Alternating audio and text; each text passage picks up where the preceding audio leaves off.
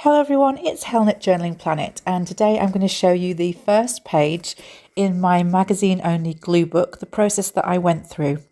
Now, the finished result actually probably looks a lot more like an art journal page than a glue book page. I'm sure some people would probably pull me up on that in the comments, and that's okay because I do agree that the final product does look a bit more like an art journal, but not every page in this glue book is going to look like this. The point of this glue book is to experiment with magazine images only and find out how versatile they are with the things that I have in my craft stash.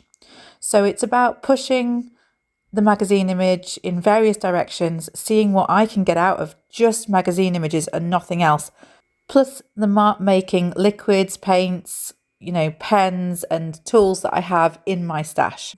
The only way in which I'm limiting myself in this journal, in this glue book, is to say I can only use magazine images, but everything else is also fair game in terms of mark making. Now, in terms of setting up this page, I didn't show the very beginning of the process because it was just me tearing up bits of text from a magazine and gluing that down in various directions, which is what I did for the very first step. And you can see in the background, that's what's there. I do think that magazine text and newspaper text works just as well as book page.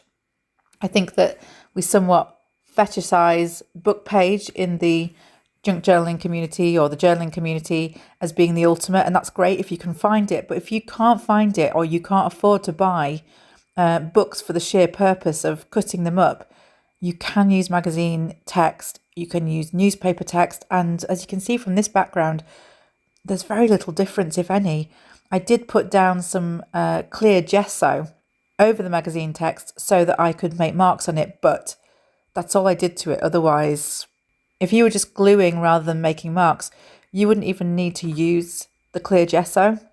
So this image that I cut out of Sigourney Weaver, I did that in the harvesting video that I made a few videos back. I will link it below.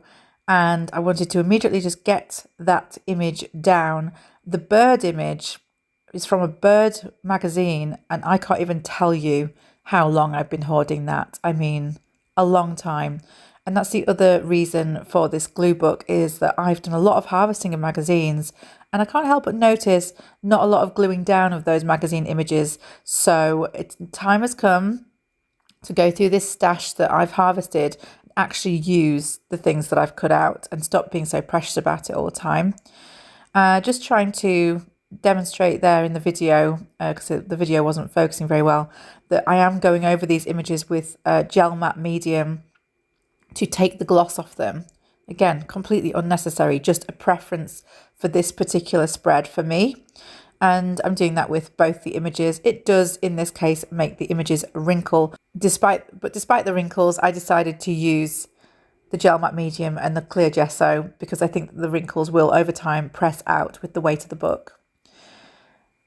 In terms of adding colour to the page, I started out with some chalk pastels and I am activating it with gesso, white gesso. I'm sure you could use clear, but I'm using white, and it does give it this kind of dreamy look.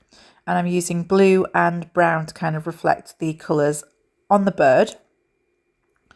And this page, I would have to say, is a mashup of sort of two different YouTube channels that I've watched over the time I've been looking at collage videos. And the first one is Book and Paper Arts, where Kelly shows us this kind of layout where you've got two figures kind of looking at each other and using the chalk pastels to create this kind of dreamy art journal style effect. She tends to work with book pages. Of course, my challenge with this book is to only use magazine pages and nothing else.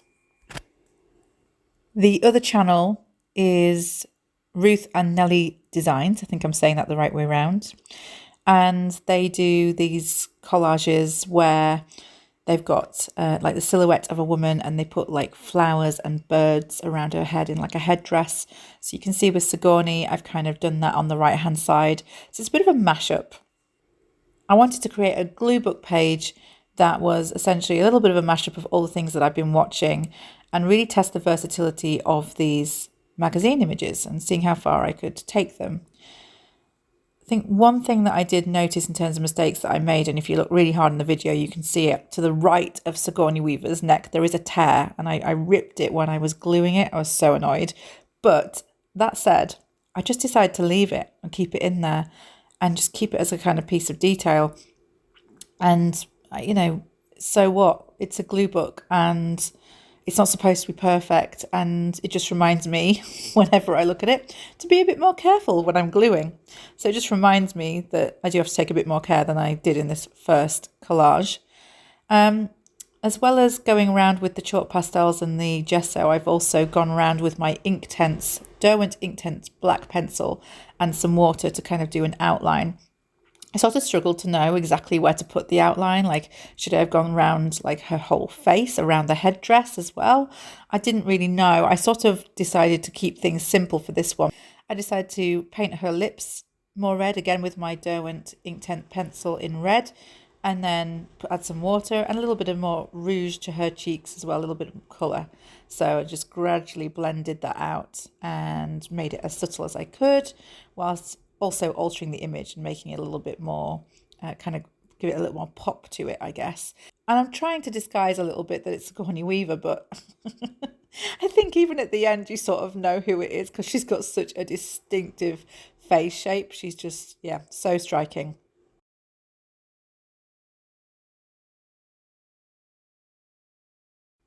So just repeating with the bird what I did with Sigourney Weaver and going around with the outline. And then I started to look at this very large blank space in the middle and wondered what I might be able to do with that. First thing I went to was some stenciling, but I started to have the feeling that I was in danger here of making it too busy. I did go with a bit of stenciling, got the chalk pastel and really just worked it in with my fingers in a kind of complementary brown colour. And I did it both in the left-hand corner and also at the top right-hand corner to try and create a bit of a mirror image to make sure that the pages continue to hang together.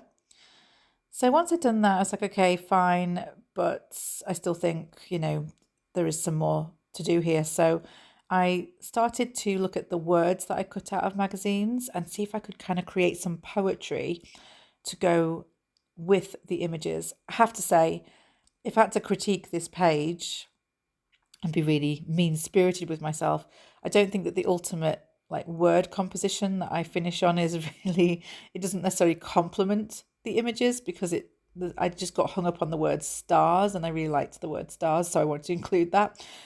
But there are no stars in this image. So just decided that I was going to include the word stars. I still like the finished result, and it's not like this has to make sense or anything. It's just playing and experimenting. And what it taught me is that I need to cut a lot more words out of magazines when I'm harvesting. I tend to be really hung up on images, which is fair enough. Those are the core things that I'm using in this glue book. But words are actually really useful too, and can be just used as really great sentiments to fill in a little gap, or in this case, a massive gap in the middle of the page. So I felt like I learned a bit of a lesson there about how I would have really loved more words to choose from. For example, I would have loved something about flowers or leaves or seasons. I just didn't have it in my stash. So I went with what I had, which was quiet stars reflect our unsung dreams. And the closest I can get to making that make sense is birds fly in the sky, and that's kind of close to the stars. That's where the stars are. So I just tried to make it make sense in my head. But as I said, it's a glue book. It doesn't have to make sense. It's a bit of an experimentation, and I enjoyed the experiment. So that's really what counts. But yes, there was a little bit of learning there. Being more careful with my glue. Like, magazine pages are flimsy, they will tear. Cutting more words out of magazines to use in this glue book, that's going to be the next thing that I do with my harvesting, I think, is just go really hard on the wording, make sure I've got lots to choose from in case I have a situation like this where, I wanted to fill a gap and I needed some words to do that. I then decided in my wisdom that I was going to stencil down the middle of the page, and I sort of immediately regretted this. I felt like it created a division between the two pages, which was not what I wanted to do. So I immediately got my gesso and started blending this in and pulling the colour across both pages. And I suppose it's just showing you here that even if you do something where you think, oh, that's kind of slightly, that's overdone that now, that's not really how I wanted that to look, is that it's very easy to blend out a mistake, especially if you're using something like chalk pastels that are very easy to blend out with gesso or water. And ultimately, I ended up really liking how the blend looks. I think it added a bit of colour to the centre of the page around the wording. And so I was pleased with how that worked out.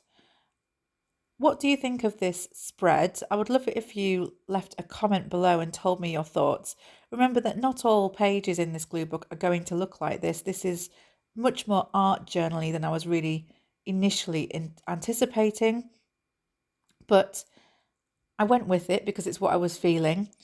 And ultimately, I was very happy with the results. And it showed me some of the things that I can do with just magazine images, especially when I use things like gel matte medium, clear gesso, and white gesso. There's a lot of possibilities there. If you've enjoyed this video and found it helpful, I'd really appreciate it if you'd hit the subscribe button, hit the thumbs up button, and maybe even pass this video on to somebody that you know if you think it'll be helpful for them. Thank you so much for watching. There'll be another video soon, and I'll see you next time.